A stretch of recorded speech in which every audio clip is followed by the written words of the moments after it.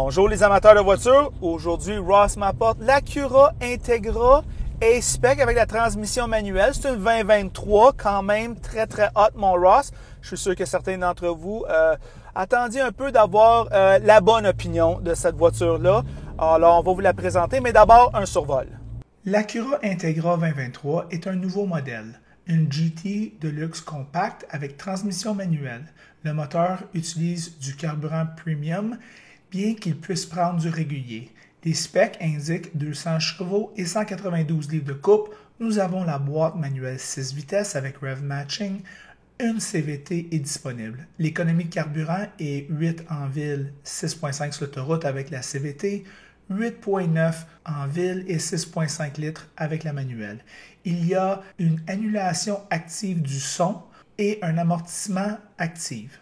Même le manuel obtient le cruise adaptive et curieusement, contrairement à Honda, l'alerte de la circulation transversale arrière est standard dans le modèle de base. Ce modèle, tout équipé, est dispendieux, sans aucun doute, et il faut se demander à ce même prix, ceci ou une Mazda 3 4 roues motrices turbo. C'est une décision difficile. De toute évidence, la dynamique de conduite me laisse à croire que c'est plutôt configuré pour être une GT. Mais ce n'est pas une TLX à rabais. En fait, ce n'est rien d'une bonne affaire. Vous en avez pour votre argent, point. Integra offre des performances supérieures à la moyenne en termes du style extérieur, une facilité d'utilisation intérieure, l'économie de carburant, une suspension quand même bien dosée et de la fiabilité. Alors, nous voilà de retour. Ross, qu'est-ce que tu en penses de ce véhicule-là? Bien évidemment, 5e génération de l'Acura Integra qui nous est venue, là, évidemment, très connu dans les années 90. Un véhicule qui faisait rêver notre génération. Un char de génération X. Exactement. Puis voiture là, qui a été ultra populaire au Québec, qui faisait l'envie là, de tous les jeunes qui désiraient ce type de voiture-là. Non évalué selon l'IDHS, c'est un modèle 2023, fait qu'encore un petit peu tôt. Fait qu'on pourra faire peut-être un suivi là, plus tard là-dessus. La braquette de prix, ben, on est dans le 36 840 $ pour le modèle de base, jusqu'à 45 040 $. Le prix de notre modèle d'essai, 45 040 $, plus taxes, évidemment, qui sont nombreuses au Québec. Les pots, ben, moteur 1.5 litres turbo, performant, qui livre la marchandise, bon couple à bas régime. On a une cylindrée d'1,5 litre, puis quand même, le moteur fait un travail quand même surprenant pour la grosseur du moteur. Bonne tenue de route, une boîte manuelle qui est définitivement la référence dans l'industrie en termes de qualité, en termes de facilité. Honda, là, malheureusement, est passé maître. Avec les moteurs à combustion, on risque de voir ces boîtes-là disparaître avec les véhicules électriques. Mais Honda, vraiment, là, nous livre une boîte là, vraiment ultra intéressante. Économie de carburant qui est au rendez-vous aussi. Puis ça, c'est important, avec surtout quand on approche le 2 $ le litre d'essence à Montréal. Il faut avoir un véhicule quand même qui soit économe de carburant et qui nous a du plaisir de conduire. L'habitacle spacieux pour la catégorie. Fait qu'on a quand même beaucoup d'espace. On se croirait là, dans une Honda Accord de génération précédente. Fait que c'est quand même très bien de ce point de vue-là. Android Auto, Apple CarPlay. Il n'y a pas de système de navigation de base, mais évidemment, la plupart des gens ont soit Apple ou un Android, ce qui fait que la connexion Apple CarPlay ou Android Auto va être facile. Les comptes, ben, prix très élevé pour le créneau. On parle là, d'un modèle ici de 45 000 $. On a pour moins cher un Subaru WRX qui est quand même, côté look, pas le même véhicule, mais côté capacité hivernale, nettement supérieur. 2.4 litres turbo qui développe 271 chevaux. Fait que plus puissant que ce qu'on a ici. Fait qu'il y a quand même des joueurs intéressants. Pas de traction intégrale? Non. Fait que ça, au Québec, ça peut être quand même quelque chose qui pourrait être un deal breaker, si vous pouvez me permettre l'expression, qui pourrait être quelque chose qui fait que vous achetez ou n'achetez pas le véhicule. C'est une attente qu'il n'y avait pas dans les années 90. Exactement. L'insonorisation, ben, je trouve qu'elle est à peaufiner. On entend les bruits de la route, on entend le bruit moteur. C'est sûr que la voiture a une vocation sportive, fait que c'est quand même peut-être intéressant d'entendre le moteur ronronner, mais pour ceux qui sont critiques de l'insonorisation, ben, c'est à peaufiner ici. Pas de version hybride branchable, fait que ça c'est quelque chose à regarder également. Même puissance qu'une Honda Civic SI. Plus de 10 000 $ par rapport à une Civic SI. Fait que c'est à y penser, là, parce que ici, là, à part l'aspect, la silhouette extérieure, on conduit une Civic SI de luxe. Fait que est-ce que les gens sont prêts à payer ce 10-11 000 $ de plus? Ça sera à vous, les consommateurs, d'y penser. Fiabilité du moteur 1.5 turbo, ben c'est pas vraiment en soi le 1.5 turbo, c'est plus tous les moteurs turbo. Évidemment, à court, moyen terme, je pense que la turbocompression a fait ses preuves, c'est quand même très fiable. Mais évidemment, à long terme, ben c'est une composante. Puis cette composante-là, ben après 10 ans, sera peut-être à changer. Fait que c'est quand même des coûts à penser si on regarde le véhicule à long terme.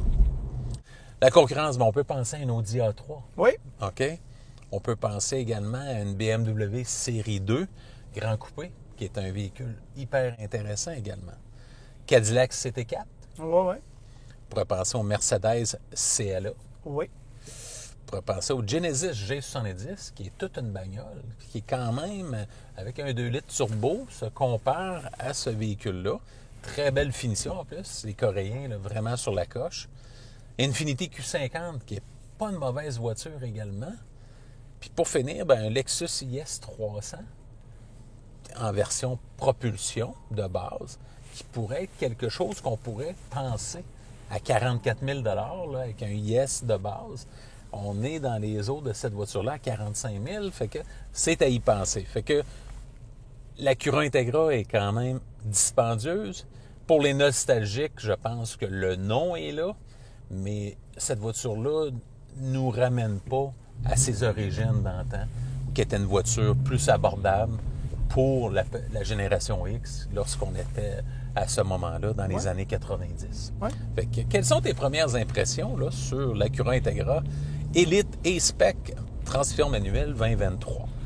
Ross, moi, sont très bonnes. Je vais parler un petit peu de Honda et Acura, surtout. Moi, je trouve que Honda, j'en ai parlé lorsqu'on a fait le CRV, que Honda, il y a déjà une époque où est-ce que Honda était en tête de peloton quasiment dans tout ce qu'il faisait. Ouais. Moi, je te dirais que sont encore dans le coup, sont encore très louables, mais ils ne sont plus dominants comme ils ont déjà été. Ouais. Et ce véhicule-là est un exemple parfait de ça. Le style extérieur est très beau, Ross. Je dois dire en personne, là, moi, je suis très impressionné. Moi, je pensais que c'était une espèce de design Acura réchauffé, mais non, moi, ça me plaît beaucoup. Je sais pas pour toi. Surtout l'arrière, moi, il me plaît beaucoup. Oui, c'est beau. L'avant, ce que j'aime également, c'est qu'ils n'ont pas mis une grille prédominante là, qui est la mode dans le marché en ce moment. Je trouve qu'ils ont quand même resté à une dimension très acceptable, très, très bien là, de ce côté-là. Il n'y a pas de gimmick. Ils n'ont pas exagéré, comme on peut dire. Fait que de ce point de vue-là, là, c'est quand même un look... c'est une belle voiture. Oui. Ça, il n'y a pas de doute. L'Acura Integra, comme le TLX avant... ça a toujours été un petit peu... À ce prix-là, je peux avoir un Allemand, pas d'option. Tu sais, c'est toujours ça la game qu'on joue avec Acura. C'est que ça coûte moins cher, mais par contre, on te donne tout l'équipement. Et puis, fais ton choix. Ouais. Et en prime, on a, soit dit en passant, la fiabilité et l'économie d'essence. C'est ça. OK? Puis évidemment, dans cette catégorie-là, la location est quand même assez populaire. Très populaire. Les Allemands sont très durs à battre parce qu'on dirait que c'est ce créneau-là en location est pratiquement destiné au marché allemand. Tu rajoutes 50-60 $ à ton paiement par mois et tu commences à imaginer qu'est-ce que je peux avoir si je m'étire un peu plus. C'est toujours ça qui arrive quand on arrive dans ces catégories-là de voitures. Le système audio, ils ont rehaussé ça, c'est haut niveau. c'est une quinzaine d'haut-parleurs, je pense, ou quelque chose de même, ça joue très bien. Les aides à la conduite, moi je les connais, les aides à la conduite de Honda, puis moi je peux te dire qu'ils sont très très bonnes. Très très bonnes. On voit ici que je peux conduire sans main. C'est sûr que tu ne peux pas lâcher le volant, Ross. Et à un moment donné, il va te le rappeler. C'est pas un self-driving car, mais néanmoins, ils sont très bons. Et puis, j'ai rien à dire là-dessus. Je regarde ici à l'intérieur. Ross, on sent ici qu'on est dans une compacte, mais pas trop. Tu sais, je veux dire, c'est quand même, il y a un bon espace ici. Ah ouais, c'est une compacte quand même, avec un habitacle assez spacieux pour ce créneau-là, pour cette catégorie-là. Oui. On a ici les pneus Low Profile Ratio 40 que moi, en tout cas, quand ça va péter, ça va te coûter un voyage dans le sud. Ouais. Avec le mag, moi, je pense toujours à la Trail de Montréal, Ross. Puis, il y a toujours, au printemps, un trou qui va scraper un rim d'un roue profil bas. En tout cas, je vais juste dire ça de même. Ouais. Alors, peut-être des fois, le modèle moindre est plus intéressant. Ross, je te dirais que cet intérieur ici, elle est belle. Je peux pas dire qu'elle est pas belle. Tu as le tableau de bord digital. Est-ce qu'il est beau? Oui. Est-ce que ses compétiteurs font mieux? Oui. Ici, on a l'infodivertissement. Est-ce qu'elle va bien? Oui. Tout va bien, mais sauf qu'il y a certaines parties qui sont en noir et blanc. C'est pas aussi bon que certains de ses compétiteurs. C'est indéniable. On n'est plus dans la catégorie Honda Civic. C'est ça que je parle de même. Les contrôles de la climatisation, est-ce qu'ils ont d'Atlas qui font-tu un beau clic quand tu les utilises? Oui. Est-ce que ses compétiteurs font aussi bon, sinon mieux? Oui. Tout ici est bon. Je me demande si on sous-estime pas combien qu'on paye pour la fiabilité versus les rivaux. 45 000, comme tu dis, Ross, c'est cher. C'est beaucoup d'argent. Si moi, je te dis ça ou une K5 à 300 chevaux, tu sais, veut dire, si je te dis ça ou une Honda Accord 2 litres, si je te dis ça ou une Honda Accord tout équipé 1.5 litres, si je te dis ça ou une, je sais pas, une Camry TRD, je veux dire, il y a beaucoup d'autres possibilités. Il y en a beaucoup d'autres possibilités, Ross. À ce prix-là, le champ est ouvert. Le champ est ouvert bien raide. Quand je m'assois en arrière, Ross, j'ai pas d'espace pour ma tête, j'ai 5 pieds 9. C'est une défaillance importante. Avec la silhouette extérieure, c'est sûr. Regarde, je veux pas pitcher, là, mais c'est comme ça. Il y a un compromis. Alors, c'est ce que j'ai à dire à ce niveau-là. Ross, la transmission manuelle, je vais vous parler un petit peu de la transmission manuelle. C'est la meilleure transmission au monde, OK? Avec le rev matching, c'est extraordinaire. Ça, c'est vraiment plaisant. Le mot le plus utilisé des Québécois, extraordinaire, qui est utilisé à toutes les sauces, mais moi, je l'utilise pas souvent parce que c'est effectivement extraordinaire. Ça n'a aucun sens. Ça n'a aucun sens comment que ça va bien. On est en ville, puis normalement, y a-tu de quoi de plus fatigant de conduire manuel en ville? Je sens rien, Ross. Je pourrais avoir ça, puis il n'y a pas de problème. Ça va tellement bien. Moi, je te dirais, Ross, quand tu accélères sur l'autoroute, ça va bien jusqu'à 100 km/h. Comme c'est le cas avec ce moteur-là, après la troisième ou la quatrième vitesse, vous allez trouver que peut-être est un peu lente. Ross, moi, je te dirais, c'est quasiment plus GT. Moi, je sens que c'est quasiment plus petite GT que sportive nerveuse de l'Integra de l'époque. Oui, tout à fait. Puis j'aime ça.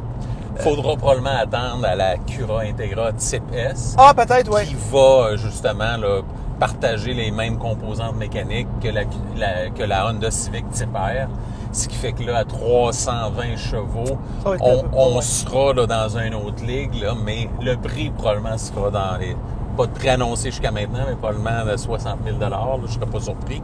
Ce qui fait que on vous présentera ça l'été prochain sans aucun doute.